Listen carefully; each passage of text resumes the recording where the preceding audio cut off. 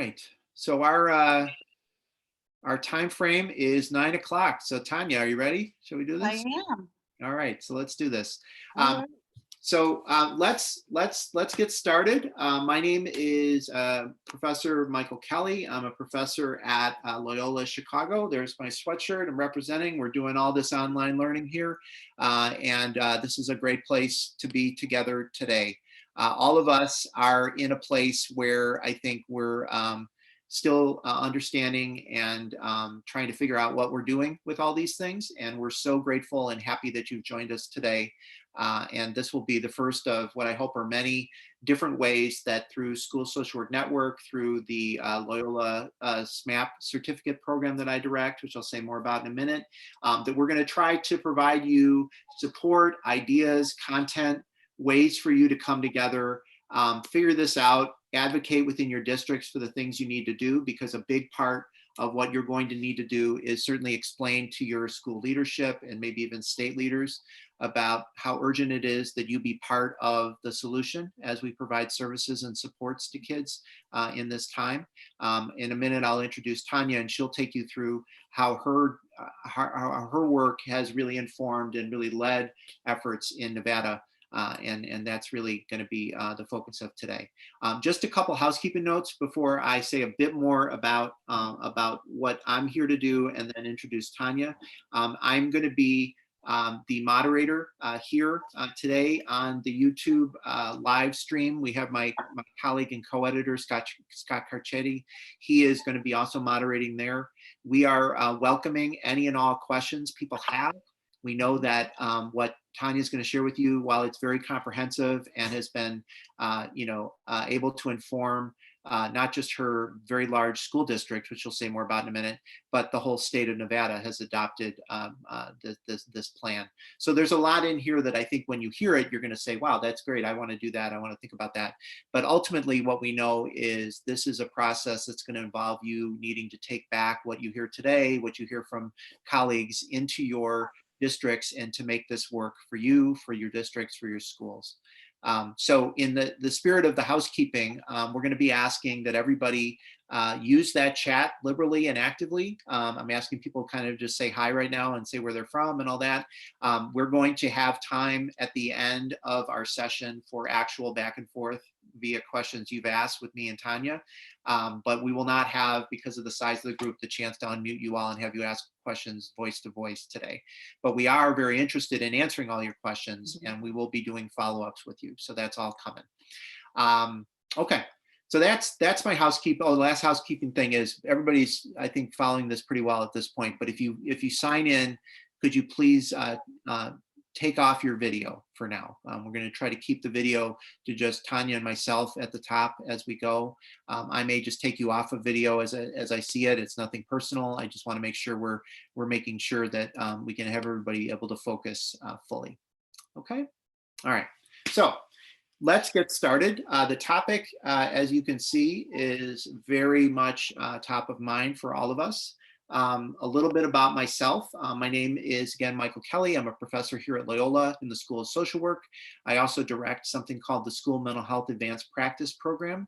It is a 2-year, 15-credit, 99% online postmasters opportunity, though some states people aren't getting a master's to work in school mental health, so it can be a post-baccalaureate as well. The idea of you joining the SMHAPP certificate is to learn how to do a lot of the things we're about to hear from Tonya, how to be a school leader, how to use data, how to become evidence informed in a way that allows you to advocate for the things your school needs and that you know are needed. So a big part of what our certificate has been, and a big part of what I've also been doing with my colleague Scott and many of you who are on today at the schoolsocialwork.net site, and then the School Social Work Network, which is our social media platform, is through whether it's our certificate, which you're all welcome to learn more about and join and apply to for fall, or the stuff we're posting right now on the .net, the articles, or the network where we're bringing people together. All of those things are in service of getting people connected. I had a very powerful experience of doing a live chat just right before everything started shutting down, where a colleague, I think she may even be on today, posted something to the effect of, Physical distancing and social distancing is necessary right now, but professional distancing really sucks, is the comment she made. And we need each other more than ever. We have to be in connection with each other, and this is a chance for us to do that. So this is the first of many connections we're going to make, but let's do the first one. And I can't think of a better person to start us off. I am so thrilled and honored that Tonya Hernandez, who is a school social work liaison in Clark County Schools, which is, I learned through Tonya, the 5th largest school district, right, Tonya, in the country. And she has been at this for a long time, doing school social work, supervising school social workers, thinking about school social work in all its various forms. She is also, as I mentioned, a member of the School Mental Health Advanced Practice Program, and she'll say a bit about that, I'm sure, as she goes through this. But mostly what I want her to speak to is how she and her district have responded to all the things all of you are thinking about. So as I said, I'm going to ask Tonya to talk for about, well, we'll see how long it goes, but she's going to finish her presentation and then we will do question and answer. So Tonya, thank you for being here and take it away. Thank you, Professor Kelly. I appreciate it. Good morning, everybody. Like Professor Kelly said, my name is Tonya Hernandez. I am in Las Vegas, Nevada, with Clark County School District, and we are the 5th largest school district. We have about 380,000 students in our school district. And what happened was, obviously, everything got shut down quite quickly. The first week that we were closed down, everyone just kind of had a stand down order. We weren't really providing services to students as far as school social work services, nor were teachers. What ended up happening was on last Friday, last week, my supervisor called me at about 2:30, 3 o'clock in the afternoon and told me that the superintendent for Nevada wanted a plan, and he wanted it by 8:30 in the morning on Monday. And I have to tell you, prior to attending the School Mental Health Advanced Practice Program, I would not have been able to have done what I did in such a fast time. But because of what I learned through Professor Kelly and through that program and all of the research that I have been doing this whole time and working with an amazing team of people here in Clark County to do mental health services in schools, I was able to quickly understand how to conduct the research and put all of this together literally in a weekend's time. So with that, we're going to go ahead and kind of get started. I know we're all in the same place right now. I love Brene Brown. She is one of my heroes. I love reading her books and listening to her vulnerability and the things that she's talking about. And I found this quote that she had put about the pandemic right now. And I just felt that it really spoke to how all of us are feeling right now. So she says that this pandemic experience is a massive experiment in collective vulnerability. And I can't say how that's any more true, right? She talks about being vulnerable and stepping out on a limb and being your bravest self in order to become a leader in your small world, right? In the things that you're doing. At this time, we can become our worst selves. And when we do that, we really become like very much isolated, and we just default to like this self-protection. And I can't think of a time when our students need us more than during a time when they are right now at home and scared and not sure what's happening. Parents are scared. They're not sure what's happening. They may have been laid off, lost their job. They may have family members that, you know, are suffering from COVID-19 right now, or they might even have experienced deaths already. And so I thought doing nothing was worse than doing something. And so I really wanted to find a way that we could just be awkward and be brave and be kind and just choose one another and move forward with doing something, so that way we can help our students and our families and provide the school social work services that they really need at this time. So everything is coming up Google, Google, Google, Google, Google. I love saying the word now. I never realized how much fun it is to actually say it. Kind of tickles the back of your throat. But we're going to be using Google Suites because it's a free platform. It's out there. My district uses it already. I know a lot of districts out there are already using it, but how many of us actually feel comfortable using Google Suites? A lot of us are not technical savvy, and we're not sure what is it that we're supposed to be doing. So one of the things that School Social Work Network is also going to be offering in the future is additional Google instruction online to kind of show you, okay, how can we put all this kind of stuff together? And there's also a ton of information out there on how to use Google, you just Google it. And it will come up with all types of videos and different ways that you can actually learn how to use Google. Once you figure out how it all connects together, it just opens up just a world that we can use to work with things. So what I did when I first started looking at how can we provide these services is I needed to know what was the benefit to risk ratio. So everything that we're doing as social workers, as professionals, is we have to outweigh the risk and the rewards. These are the benefits that I was able to find that we can provide to our students and to our families by providing them services that are online instead of stopping services altogether. So as you can see on this slide, there's quite a few things that this is actually the benefits for that it's going to provide into our families. When I looked at the risks of what could potentially happen by providing these services, there were very few of those risks. So the biggest ones were failure of technology and interruption for services. And there's a plan for how we can deal with that. And then I think the biggest one is that breach of confidentiality. And so what I was hearing through a lot of feedback through my colleagues was, how can I provide services to these students and maintain their confidentiality and do this online? Like, I don't know how to do that. And so a lot of us decided we're going to do nothing because we can't guarantee their confidentiality. And you're right, we can't guarantee their confidentiality, but we can tell them that. So like right now I'm presenting to you from my kitchen. You have no idea if my family's walking back and forth, if there's, a cat that's suddenly going to jump up into my lap, or who knows, what could end up happening. And the same goes here. I don't know who in your home is overhearing our conversation right now. So the way that we get around this is you just tell them. So when you talk to your students, you let them know, I can't maintain the confidentiality like I could have done in our office at school. But that doesn't mean that I can't talk with you and support you. And, we can find out what's going on with you. So it's important that we still offer that to them and we just let them know what's going on. It's extremely important, this part, that we follow the ethics and the rules that are put forward for social workers and other mental health professionals that are doing this type of work that's going on. If we have ethics and rules that we kind of stay in between those boundaries with, we're not going to get ourselves into trouble by doing things that are unethical or that are breaking the rules. So in our district, we do have a social media acceptable use policy, and use that. So what I did was just copied that into the proposal and said, this is what we're going to do. We already have that policy and procedure in place. So a lot of this, what we're going to talk about is how can you identify the benefits that your district already has, the policies and procedures that they already have, the programs that they already have, and then how can we apply them online? So one of the things we want to make sure is that you really keep appropriate boundaries with your students and your families. This is something that social workers and other mental health professionals are good at doing, is maintaining our boundaries, but it's also one of the most challenging parts that we have for our job. And there's times where we're not sure if we've blurred boundaries or not, and then what do we do about it? While you're presenting to somebody in their home, you are actually coming into their home and you're inviting them into your home. So we're used to doing home visits and going to them, but we're not used to inviting them into our home. And this is where the boundaries can become blurred.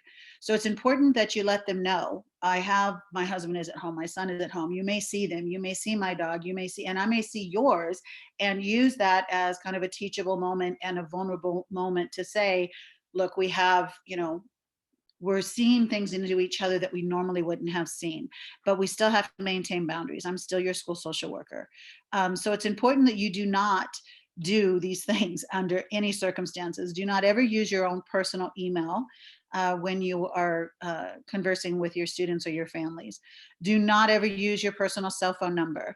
And definitely do not at any time reach out to them using social media in a friendly type of a manner. It's going to be very confusing to students if you're doing that. So no Facebook or Snapchat or any of the other ones that the kids are using right now. What you do want to do, though, is make sure that you keep your normal school hours. This is to help maintain your own boundaries as well. I know for me at home, I don't stop working. So telling myself I'm going to work between this hours and these hours are important, but also being flexible enough in that if you do have to meet with a student, after school hours, if that's something that you would have normally done anyway, then by all means, go ahead and still do that, because they still may need for you to meet with them at that time. Make sure that you do use your district email. Set up yourself a Google Voice if you don't have a cell phone that is provided to you by your school district or means to call from a school phone number at home, which I think most of us don't have that option. And then make sure that you are communicating with your students using Google Hangouts, Google Hangout Meets, the school email, Google Voice, Zoom, things like that. So what we need to have in here is kind of a shift of a mindset during this pandemic. So what I'm going to be proposing to you guys here is very difficult to do, especially for people who are very black and white thinkers. So a lot of us, we want to have our rules, our boundaries. We need to know where are we working within. And during the pandemic, we have to have a gray area and we have to be comfortable working within that gray area. So this is a slide that I've shared with my social workers as a way for them to kind of communicate to students and to families at home on how they can kind of change their mindset, reframe their thinking so that they're not feeling quite so vulnerable and so scared within the pandemic. And we have to do the same thing as school social workers. Just be okay with the gray area. Be okay with not knowing exactly what we're doing, but that we're going to do it the best that we can. And so that's where I want you guys to pay attention to that with this slide. Another issue that we had inside of our district and what I'm hearing around not just Nevada, but elsewhere as this is kind of getting out there is what do we do in a crisis? I don't want to offer services to students and then the student is suddenly suicidal, homicidal, or there's some type of child abuse and I don't know what to do because I can't get to that student. So we can't do the type of suicide protocols or assessments that we normally would have done inside of our school setting. So what I did here was just create a plan for my school district so that they know what to do. And it's the plan that we used in person. I just made it so that it's feasible to be able to do that online. And what do we need to do with it? So once we have this guideline, it made it so much easier. One of the reasons that I created this very quickly was because I did receive a phone call from one of my social workers and a student, a high school student at one of our schools had sent a suicide note via email to their teacher. And the teacher opened this and of course freaked out because what can they do? They don't know where the student lives. They didn't have any way to get a hold of them. So the teacher fortunately reached out via email to my social worker, who I guess I had just sent an email. So she was checking it to see what I had sent her and saw this email, called me, what do we do? So what we did was I came up with this plan and she did that and thankfully was able to get services for that student. So what I've done here is in green, I'm asking questions of what can you ask your district so that you can develop this simple policy and procedure that will save lives and still allow us to do the positions and the jobs that we need to do in our position is what I'm trying to say. And there's lots of different ways to do that. We also have in our community, do some networking and reach out to your local mental health hospitals and find out how many of them are doing assessments remotely. And we've had several here in Nevada now that is now reaching out to do that. And so have kind of a list of those things so that you're ready in case that happens, you know what to do. The same thing if there's a homicidal ideation, this plan is very similar, but our community services, of course, are going to be a little bit different if it's a homicidal situation. In Clark County, we're lucky to have our own police force that is an actual real police force that we can call and they can go out and do wellness checks. You can network with your community police department if you don't have a school police department and find out how can we make sure that that can happen with our students. So that if it is in fact a true emergency, you can send them out there to do a wellness check and the police service is willing to do that and not put it as maybe a low priority call because we don't know for sure what's going on there and we want to be able to save their the students' lives, their own lives or of others. The same thing when you're looking at child abuse and neglect. One of the things that I want to take note here is that you may have students that were in a tier 1 at your school and totally were doing just fine there because school was their safe haven. They had a safe place that they could go to where they knew that they were safe away from whatever types of situations that might be going on in their home. They don't have that option now. And so doing nothing and leaving them out there to fend on their own is pretty cruel. So what I wanted to do was I found this video on YouTube that actually talks about what is child abuse and neglect in Nevada.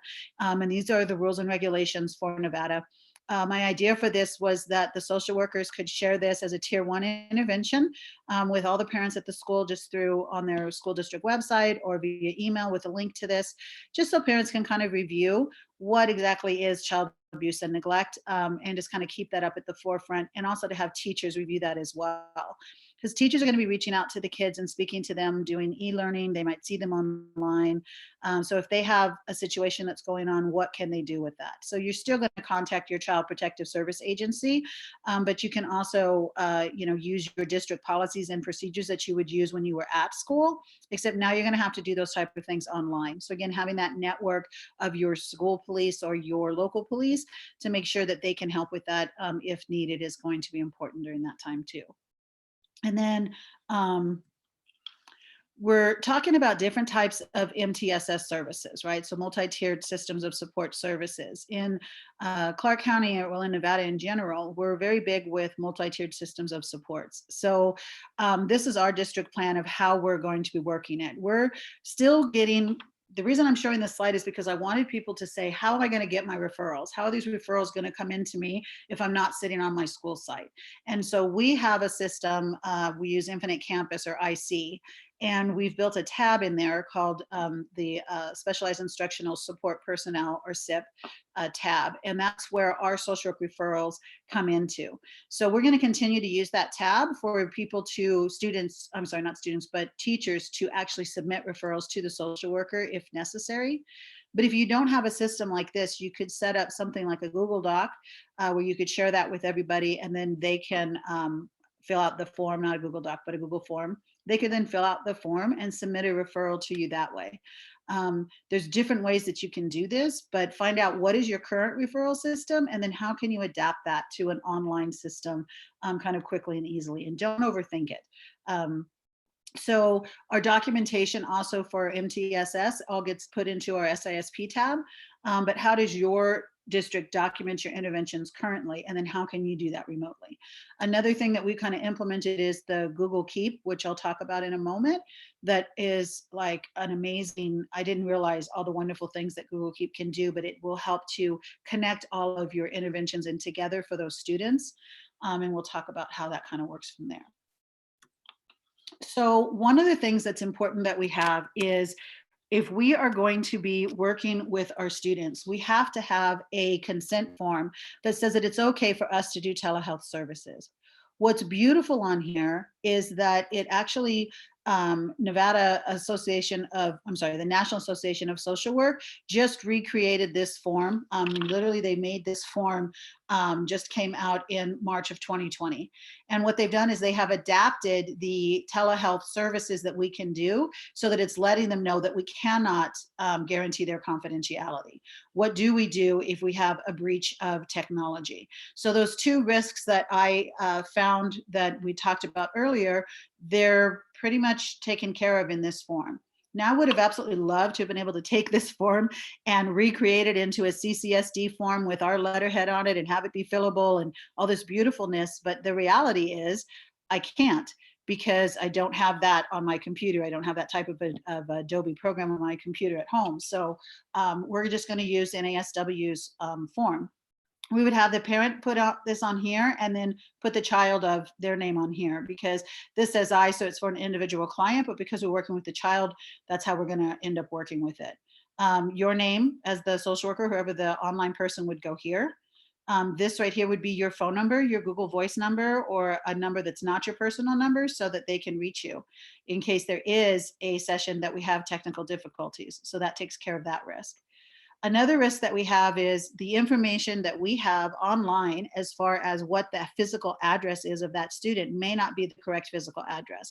And if there is an emergency situation such as suicide, homicide, or child abuse, we need to be able to know that we know where that kid is, so we can send the appropriate help that we need and help them. So this form actually captures that information of where is their current location, and you'll be able to maintain that, keep that at your school site so you know. The parent, unfortunately, can't do a wet signature on this. Many people do not have the capability to print this off, sign it, rescan it, and then send it back to you. If they do, that's great. Have them do that. If they don't, what you can do is just have them type in their date here, reattach it to the email that you've sent it to them, and email it back to you. that then is going to count as their digital signature. So you keep that email, then save it inside of a Google Keep, and you're going to be able to then have all of your information all together and know that you have a consent form with that parent as to what they're working with. So, whoops, hold on. I got to click over here. Okay. So we want to make sure that we're doing that, and then we're going to use this and save this inside of Google Keep. So what is Google Keep? Google Keep is this really simple note-taking app. It's great for getting down random notes and quick notes, but it really organizes them well too. And when you combine Google Keeps, Google Mail, and Google Calendar, all of a sudden you have this amazing database that will keep everything all together for you. What's nice with this is, so if you have Google Keep, Google Mail, you can attach the email to your Google Keep to that student with their student number as a note. In Calendar, when you are scheduling your online session with them, you can attach a Google Keep note to the calendar as well with that student's number. So then when you go into Google Keep, all you have to do is put in the student's number, and it will take all of the information from all of your different online platform areas and bring it all into one so that you can see what's going on with that student. This right here is a beautiful, very easy YouTube that explains how to use Google Mail, Keep, and Calendar and put it all together. And within 15 minutes, you'll be up and running and understand how to use that. So how would we provide tier 1 services then to our families? Because if we're looking at that MTSS model, we want to make sure that we're still providing tier 1 services out to families, so they're understanding how can they reach us if they need help, how are we supporting school climate, how are we keeping them safe. The way that you can do this in Clark County, we have this thing called Parent Link, which is just a letter, mass voice message that can go out to all of the families. You could type up your voice message, send it to your administration, whoever at your school was in charge of the Parent Link. They can then send a mass robocall out to all parents, letting them know that the school social worker is still available and this is how you can get a hold of them. You could also use a Google Classroom, which is something that I've kind of set up, and a lot of my social workers now have followed suit. So in Google Classroom, again, is a very simple platform where you can put all types of information in there as far as community resources, online group type things that you want them to do, mindfulness activities, whatever, and put that on there, and you can share that out to your school. It has a max of 500 people, but you can just put multiple classrooms on and put them out there. If you already have a Google Classroom, some of our schools or school counselors run a Google Classroom, so our school social workers are working with them to put this type of information out there, as well as putting information on your school district's website. You can add that as well. I added in here just some ideas of ways that you can get started with tier 1 activities, because there's a lot going on here, and the easier we have it, the better. The best article that I found was actually right on schoolsocialwork.net about how to talk to your kids about the coronavirus. When I started my research, that's actually the first place I went to, was schoolsocialwork.net. And a lot of what I found was on there that then led me out to get to what we're at now. Another issue that we're having is this lack of internet that the school districts have, or that the kids have. In Clark County, we have 130,000 students that don't have access to a home computer or to the internet or the internet. And so we're working right now to try to figure out how can we get them internet services, how can we get a Chromebook into each of these students' hands. So the district has now figured out the Chromebook, and they're going to start handing out Chromebooks to 130,000 kids to make that happen. But then how do we get the internet? So Comcast has had some information on it, and then our governor posted this on Twitter that just said this is how you can also get additional internet connection resources and so forth. So I show you this. I know this is specific to Nevada, but these companies are probably in your community as well. And if you start networking with them, reaching out to them, how can we start providing internet services? So far, companies are really willing to step forward and provide it for free or at a very reduced charge to your community. So don't let little barriers stop you. Tier 2 services are extremely important to be able to keep doing, and using Zoom or Google Hangout Meets, we can do a lot of tier 2 interventions with our students. One of the biggest things that I want to make sure that we're doing is the social emotional learning with our kids, and how are they going to be able to navigate a lot of the feelings and things that they're having at home. The best way that I have found to do this is using I don't call it that, but it's called the castle wheel.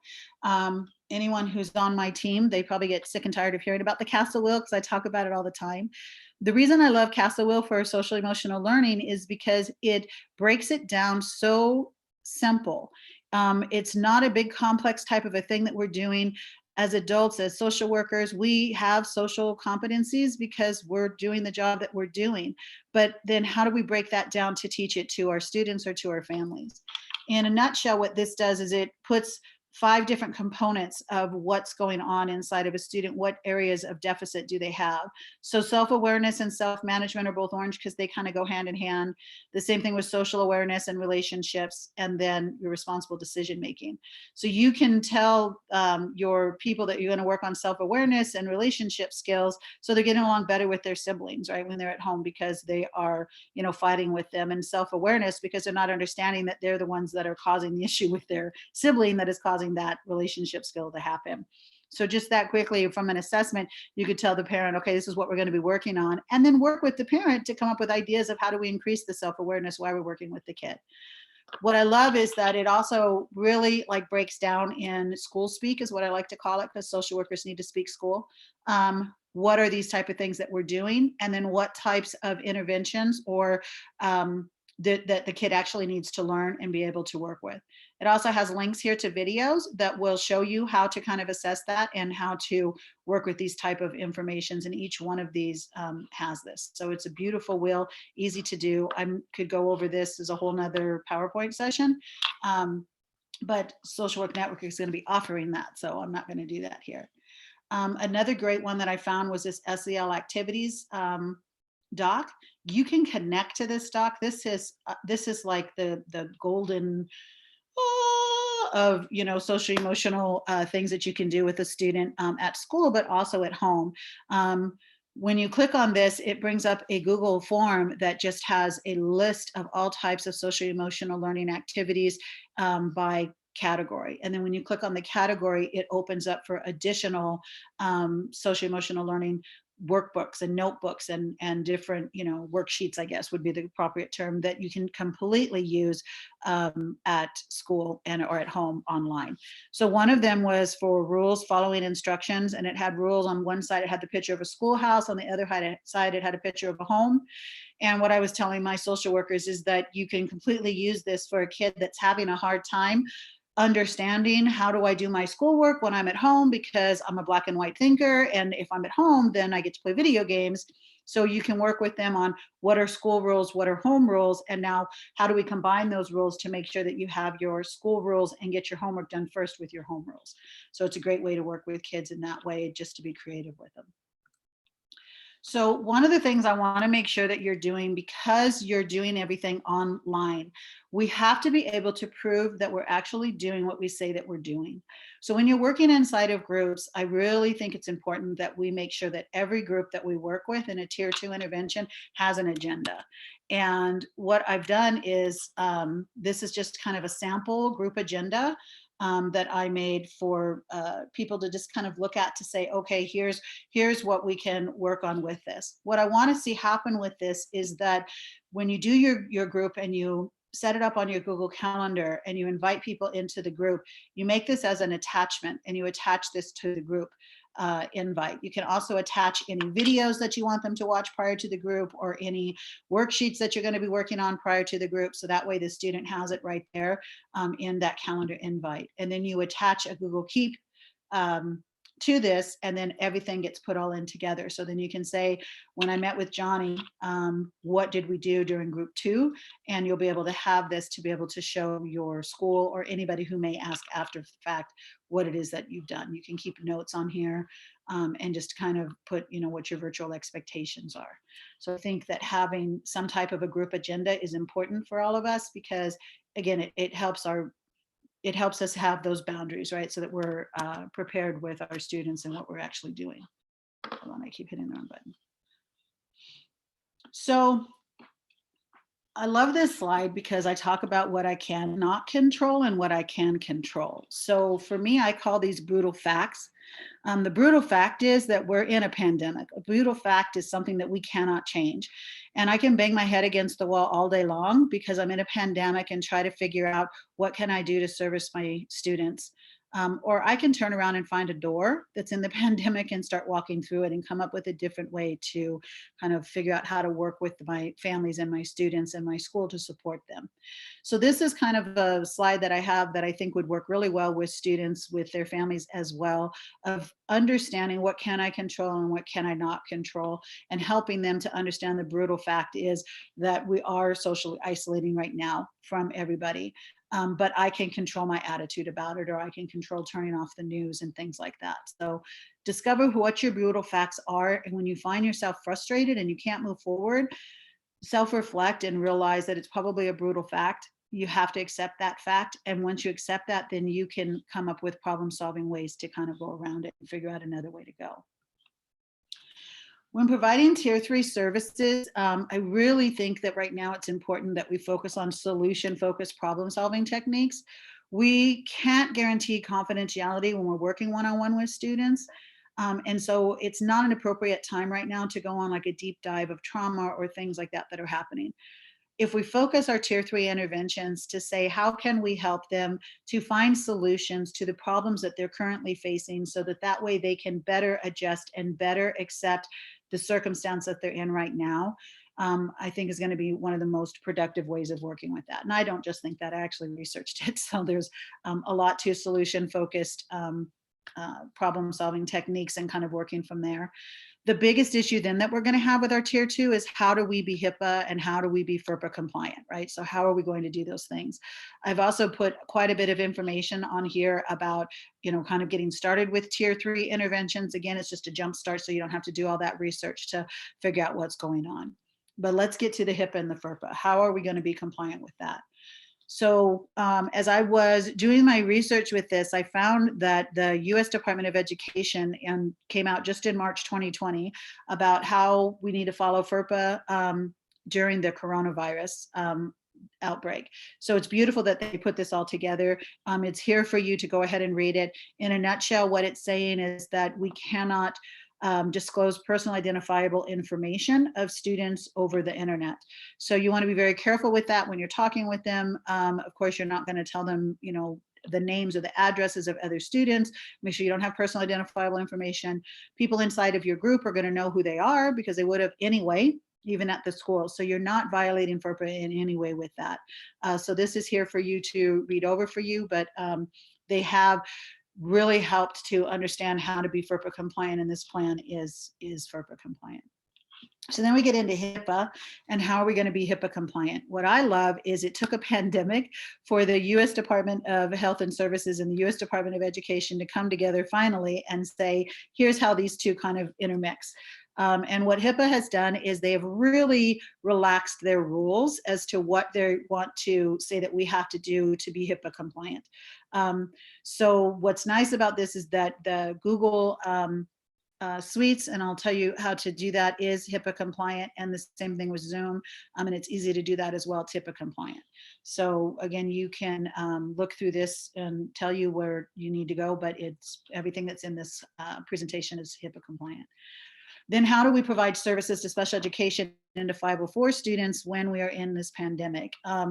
This is probably one of the more difficult things that we're trying to overcome and to figure out what to do.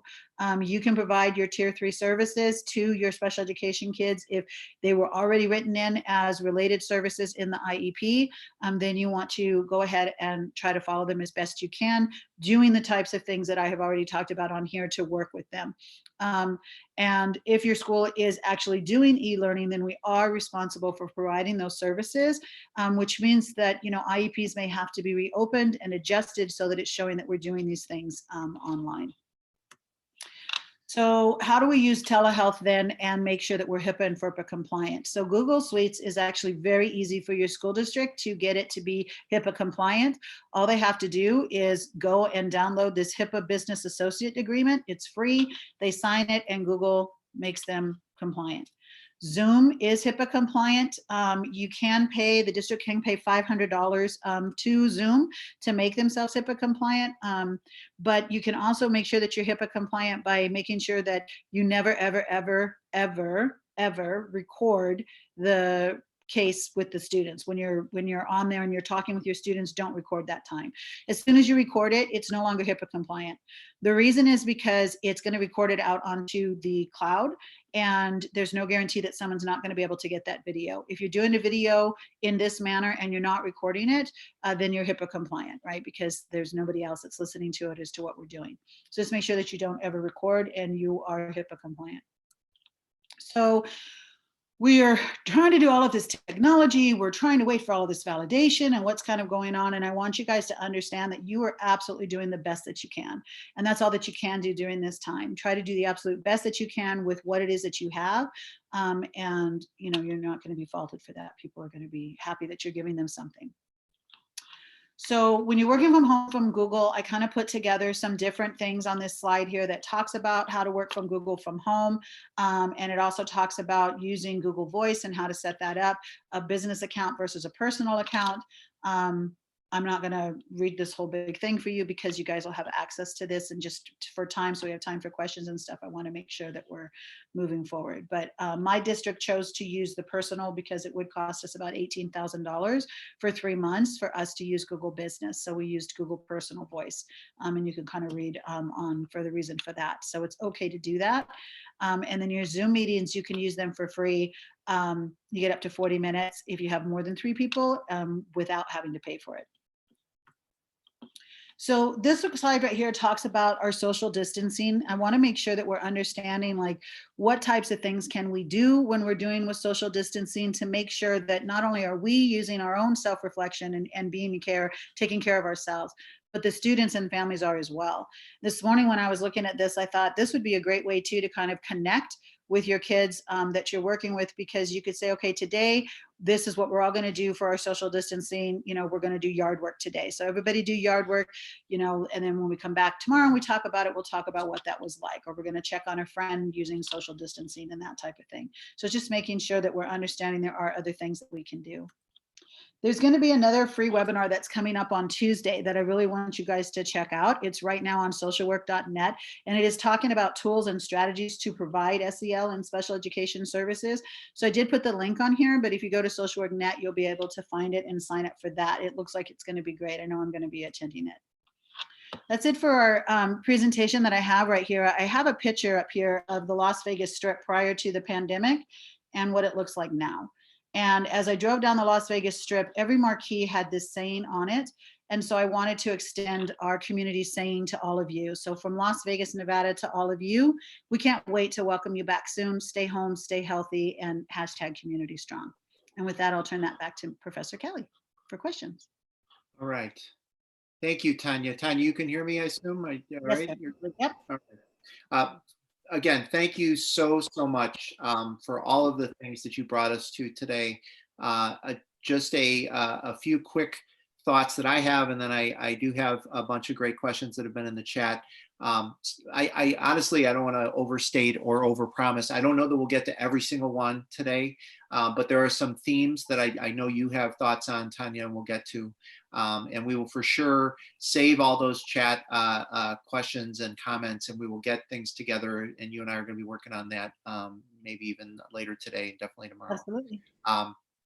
So yeah, we're going to be doing that. So just a few reflections. The first is that I think what you brought us to in lots of different directions is the importance of both being in this moment and being gentle with ourselves and understanding and compassionate for these families and kids that are worried and suffering, but also to be asking yourself, how can I ethically provide the best possible service during this time, right? And that for a lot of the people on this call today that are in states like mine in Illinois that are very special ed driven states, a lot of what you spoke to today is going to be really in the tier 3 or maybe some tier 2 realm. But not everybody is got that as their service delivery identity. Some are more gen ed social workers, some work in specialized populations. And what I loved that you did is you really challenged us to look at the tier 1, the tier 2, and tier 3. Mhm. You also We're very mindful of the very serious issues that can happen if we're working in a day-to-day regular school time, let alone now, where kids are more vulnerable to possible abuse or self-harm or other homicidal ideation, things like that. So I Mhm. like that you very much went to that. I do want to. I've already put it up, so you don't have to show it. But if you have a minute to just talk about the one pager that we're going to circulate as well. I don't know if Yeah. you have that available quickly to pull up to show people. If you don't, that's no big deal. You can pull it up. Do you have it, Professor Kelly, or I can show that? Hold on just one second, guys. I just got to find that. Okay. So, So what I just asked Tanya to provide before we get to everybody else's questions was the one pager that she put together that gets at really summarizing a lot of the things that she just showed us, but also that I believe you're sharing that with your staff and with other colleagues. Can you speak to that just for a minute? And then we can go back to that kind of main slide, that beautiful slide you just showed. yeah. So what this was I had created my district is really big on one pagers, and which if you know me, I'm very talkative, and so doing a one pager is I'd rather do a 50-page presentation or email or whatever than a one pager, because it's just kind of difficult. So hold on, I'm just trying to pull up the one pager that Professor Kelly's talking about. See, I should have it in here. It's okay. And I apologize. I didn't tell you I was going to ask Yeah, this, should but have. I feel like a lot of what people are asking about and will be, again, we've committed, you and I, to doing a part two of this or sharing more. And while you're pulling that up, maybe that's the time for me to talk about that. We are on School Social Work Network, here for you, and we are very interested in you utilizing us. And we are going to be partnering with SWA, our national organization, to host 3 lunchtime live chats a week, starting this week. They will be on the network, but they'll be co-sponsored with SWA. SWA members, SWA leaders will join us as well. It will be a chance to have Tanya rejoin us and kind of share more and elaborate on stuff she's showing you now. It'll also be a chance for you all to just compare notes, share what you're doing, share what's working, what's not. Um, it's going to be a chance for us to kind of try to get at what I've kind of decided is like a rapid response, where we need to be, certainly a lot of what Tanya showed us today is a set plan, right? Like, it's stuff that people can take, you can take back, you can say, hey, here's what Tanya's district is doing, here's what this big district that has lots of complex moving parts is doing. What do you think? Let's do that. But again, the reality is most of you are in districts, there it is, that will, because of how we do American education, everything's localized, everything's based on what your lawyers, your administration, your school board, your community is willing to do. So in the coming weeks, I think it's going to be really necessary for us to all continue talking and to utilize our resources at the .NET and network site, as well as the SWA leaders' input, to try to advocate. Because a big part of what's about to happen is some districts, I think, are going to really step up. Some, based on what I'm hearing, is not, or are not, I should say, and they're kind of punting. Or believe it or not, there are still districts and states that are treating this as an extended spring break. I think that's quickly changing. But it's hard to not talk about politics in this. There are still people that don't believe that this is as serious as it is, and they're getting leadership from some parts of our government that say that. Other parts of our country, I sit in a state that's been very aggressive in asserting a response. We've been sheltered in place for 2 weeks now. So what we're going to see, before we look at this with Tanya for a minute, is we're going to see every state, and within states, maybe even districts, have very different responses to this. My hope is that all the responses they do keep everybody as safe as possible. And my secondary hope is for us to really be careful to not forget or minimize the role that we play, because a lot of the kids we're working with are the most vulnerable kids. Everybody's vulnerable right now, but the kids we work with are very vulnerable. So Tanya, talk about this one pager. People are saying in the chat how much they've already appreciated this. They found it in the last couple minutes. So talk about what's on here. So what I did was I kind of put this together as a one pager that you could show to your district. This is one option. Another one is I actually kind of wrote it out, and I have that as well, and I'm happy to share that too. And you guys are welcome to use what I've done to, adjust it to what you're working on. Basically, I had a lot of people in our district that were concerned again about that the risk versus the rewards. And so this right here, when I created this, I just wanted to show that the benefits are actually outnumbering the risks, and it's better again to do something than to do nothing. And it's not going to be perfect right now. No one expects us to be, but I think that telling social workers and mental health professionals right now to stand down, it's really kind of crazy because they need us now more than ever, when we have our schools that are in there. I also was able to put on here like our plan of what we do for suicidal ideation, for homicidal, for child abuse. What's nice with this is I included in here the numbers that people need to call. So as social workers have this is something that they could have very quickly right here as just a reminder of, what do I do in case of a crisis protocol? What do I do for my ethics and rules? And what are my MTS interventions? And how am I going to provide those services to the students, which is what I was trying to show. I was trying to see, can you see this okay, Professor Kelly? Yeah, now we can see it. It was kind of small before, but yeah, keep it where you have it right now. Kind of see everything that's going on with it. So this is everything that I just did in the presentation, except just on a nice, real quick one pager of how we can do that. How do we get our consent for online services and so forth, all the rules and everything that were out there. When your district sees something like this, they really do understand that you've done your research, that you've showing them the benefits and the risks, and that you actually have a plan. And the plan could be as simple as this, or it could be a huge, 50-page proposal, but it doesn't have to be. So keep it as simple as possible. So you're building the scaffolding, but enough so that you're not getting yourself into trouble, but you're not so black and white thinking that you can't do the services that you need to do with your students and with your families that they need right now. That's awesome. So Tonya, lots of love for this one pager as well as everything else that you spoke to today. Before we get into questions, we have about 10 minutes. We're going to ask Tonya to answer questions that you all had, and I promise we'll get to all of them in the coming week. But the first thing, just to reiterate, is all of the stuff that you've shared is already been made available in a couple ways. I put together a FAQ with some colleagues at SWA that's gone live last night. In that is an appendix that has a lot of what the guts of the proposal that Tonya put forth to her district and then was adopted by the state of Nevada.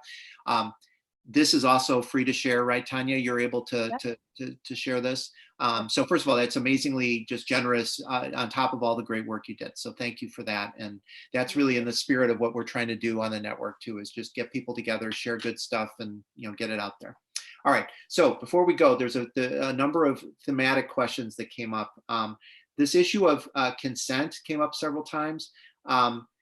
What your best advice about verbal consent versus that form you showed for kids, say caseload kids that certainly aren't of age to give their own consent?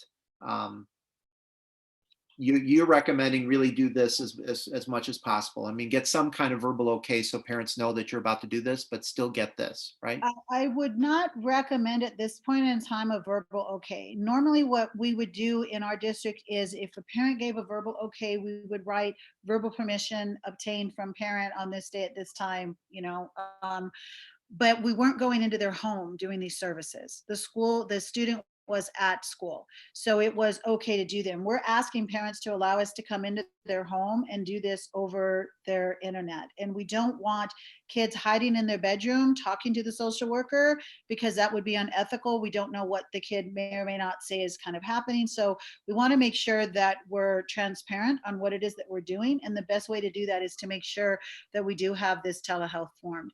A lot of my social workers, they started working with this and they're like, what if the parent says no? So far, I don't think they've had any parents that have said no. As they're calling parents, even difficult parents that before were like, no way, you're not working with my kid. Or like, oh my gosh, yes, please help me, because now they're home with their student Right. and they're understanding. A whole nother dynamic. Yeah, they're like, where do I sign? Please, Yeah. Please help me. What do we do? And the kid is bored, and it gives them that great connection. That's that outside connection back to someone that they know and someone that they trust and someone else that they love. So, but I would definitely make sure that you do get signed consent. They email it back to you. If the parent doesn't have email, and that could absolutely happen, then I would write on here verbal consent obtained, and then maybe try mailing it to them or something to that nature. Again, thinking outside the box, just off the top of my head, is how I would kind of work with it, just so that you can note that you did mail this to them, even if it was, through the U.S. Postal Service. Yeah, and I think what I hear you saying, and I agree with it too, is that this is something that needs to be a kind of entry point, right? Like this is not something you kind of do later. It needs to be done up front. You're going to get Right mostly now. compliance based on what you just shared, Tanya. I agree. There will be barriers. There's barriers around technology. There's barriers around parents that are just scrambling to like, put food on the table and kind of stay in their house and all that. So there'll be some reasons that you don't get that done right away. But I think that in general, this is where I think I would also just say this is where our own connections to these families really comes into play, right? Like if you've known these parents in some different ways before, that's going Yep. to also increase the likelihood that this moves quickly. Another comment that was in the chat that I just want to confirm with you because I know the answer that I have to this, but this is a different consent than the consent at school. Like telehealth is its own thing, right? So you have to treat it as such. Like, Yeah. but whatever you have before is not going to just automatically apply, right? Correct. And that's a great question, and a question that my social workers had as well, because they have consent already to be able to provide these services to them. And so they were asking me, if we already have that consent, do we need to, obtain it again? And just what you just said, yes. Because again, we need to be transparent and make sure that the families are understanding the services that we're providing are inside of your home. And so we want to make sure that you're aware of those services, and they can go from there. Another thing that we're doing, if we can't get a hold of a parent because they don't recognize the phone number, the Google Voice that we're calling them on, you can email the student. In Clark County, we have emails. Each student has their own email that's on there. So you could reach out to that student and say, hey, I've been trying to get a hold of mom and dad, to see this. Can you let them know and have them, call me back at this number? And the kids are like, oh yeah, no problem. And then parents are calling. So that's another great way to work around it as well. Right. Couple more consent questions. One from a colleague well in our SMHAPP program, Lisa Johnson here, about when kids are unaccompanied youth and students over 18. How is your district handling that? Like So for unaccompanied youth, students over 18, if they're over 18, you have to comply with the FERPA laws that you're going to be working with them to make sure that you're still doing FERPA as to where things are going. So my recommendation would be that even if your student is over 18 and they're still in school, I would still get parent consent as well as with the student themselves. And maybe have both of them kind of sign them in the same way, just because they are at home and we need to be FERPA compliant as well. right. So the parent, still has access to all of their educational records, until they graduate and move on to college, right? So I would make sure that we have that. As far as unaccompanied youth, we have some of that too. There's a couple of them that are running around right now, and they're trying to find them home and where are they going to go and what are they doing. So again, we have to look at what's going to cause more harm and where are the risks and the benefits to that. So I don't feel comfortable asking what to do with that because I feel it's a district kind of a response as to what to do. Here in our district, if they're unaccompanied and they're homeless, we're still going to work with them because again, the risks have to outweigh the harm, right? Right. So I don't want them homeless on the streets right now. So I would inform my social workers to go right ahead and work with them. And I'm not going to have them sign a legal document to things that are going on, but just keep everything. That's an extenuating circumstance that I think as long as you're being open and upfront and documenting everything that you're doing, then absolutely with that unaccompanied minor. Yeah. Good. A couple session questions just to ask, like, because you had such great detail in your documents and the proposal that is in the SWA FAQ that you can go get. The question about kind of an agenda. Somebody asked, would you suggest having an agenda even for sessions that are 30 minutes long? And kind of where would you come down on that? Yes, I think that it would be important to have an agenda for any type of tier 2 intervention that you're doing. You can have an agenda for a tier 3 intervention, but it's much harder with solution focus because you're kind of going where the student needs to go and helping them to solve problems. But I would definitely keep notes with the things that are going on from there. But if you're doing a tier 2 intervention with a group, I don't care how long it is, you should have an agenda that says this is the information that we're going to be talking about inside of this group. One, you don't know what the kids are going to be able to see when you're with them online. So if you've already sent that to them in your Google calendar, then you know that they have access to that agenda and they can look at it too and kind of be prepared about what's talking and what's happening. Because I don't have a whiteboard that I can write it on. So yes, absolutely. Yeah. I think one of the other just issues before we wind up for today that we're going to work on, myself, Scott Carcetti, and others that might know more about this, is there are some districts, believe it or not, Tanya, that are just like not doing Google at all, that just will not do Google. And so we've been asked about, like, we're told to only do Microsoft Office, you know, or the Office suite of things. And obviously you presented because your district does this, and because Google has made the effort to make a lot of these things compliant with all the things we've got to worry about. So we're going to be just want the group that's on today to know, we're going to work on kind of figuring out what other options might exist. Certainly a lot of what you've shared today is Google specific, but there's a lot of pieces of this that could be also adapted. And certainly Zoom is, you know, we're on this right now. Zoom has been judged to be HIPAA compliant within the guidelines you outlined. So it's not like Google or else, but I do think a lot of what you shared really makes sense given how integrated it is.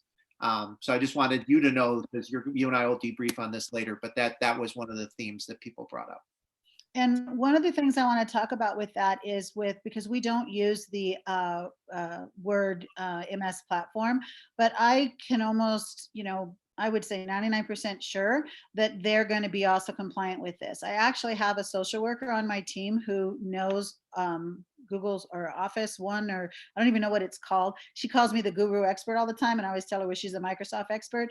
So I could work with her, and we could very quickly put something out to kind of show people what to do with that as well. Okay. And get compliant with it. So Yvonne, if you're listening, I just volunteered you yet again.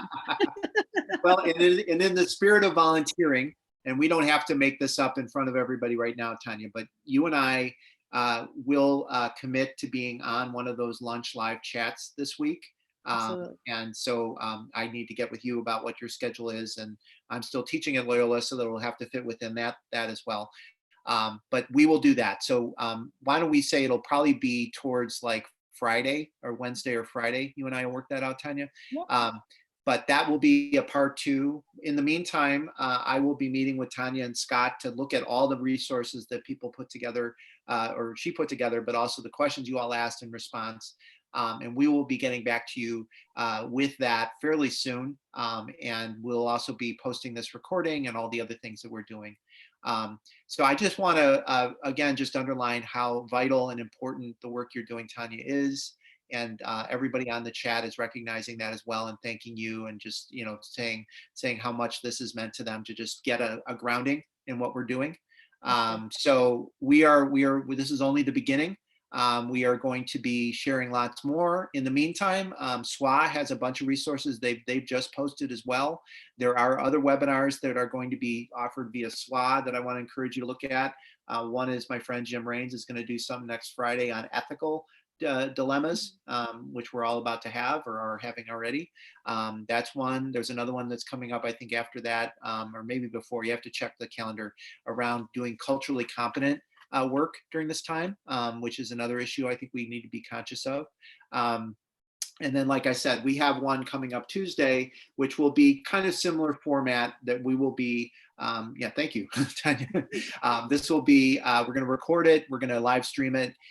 We've got lots of people signed up already. So if you try to sign up and we can't fit you in the Zoom, you will be able to participate otherwise.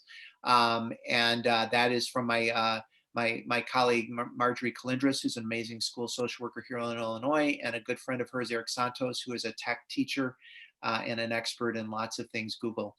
So like Tanya said, that's another way you can start getting up to speed with all of this. So Tanya, thank you very much. To be continued. Everybody have a great, safe weekend, and we will be in touch very soon. All right, take care, everyone. Thank you. Bye. Bye.